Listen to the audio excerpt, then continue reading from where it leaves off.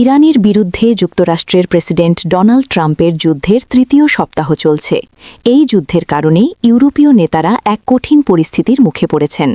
একদিকে হরমুজ প্রণালী দিয়ে জাহাজ চলাচল পূর্ণমাত্রায় চালু করার জন্য তাদের কাছে সাহায্য চাইছেন ট্রাম্প। অন্যদিকে যুক্তরাষ্ট্রের পছন্দের কোনো যুদ্ধে জড়িয়ে পড়ার প্রতি চরম অনীহাও রয়েছে ইউরোপের নেতাদের মধ্যে। সোমবার ইউরোপের বেশ কয়েকজন নেতা ট্রাম্পের আক্রমণাত্মক বক্তব্যে উদ্বেগ ও আশঙ্কা প্রকাশ করেন। যুক্তরাষ্ট্র ও ইসরায়েলের নেতৃত্বাধীন এই যুদ্ধ বিশ্ববাজারে জ্বালানির দাম বাড়িয়ে দিলেও ইউরোপীয় অনেক নেতা তাদের দেশের নৌবাহিনীকে বিপদের মুখে হরমুজ প্রণালীতে পাঠাতে স্পষ্টভাবে অস্বীকৃতি জানিয়েছেন। গত রোববার এক সাক্ষাৎকারে ট্রাম্প সতর্ক করে বলেছিলেন, তেল, গ্যাস ও সারবাহী ট্যাঙ্কারগুলোর জন্য এই গুরুত্বপূর্ণ জলপথ খুলে দেওয়ার প্রচেষ্টায় ইউরোপীয় দেশগুলো যোগ না দিলে তা ন্যাটোর ভবিষ্যতের জন্য খুব খারাপ হবে।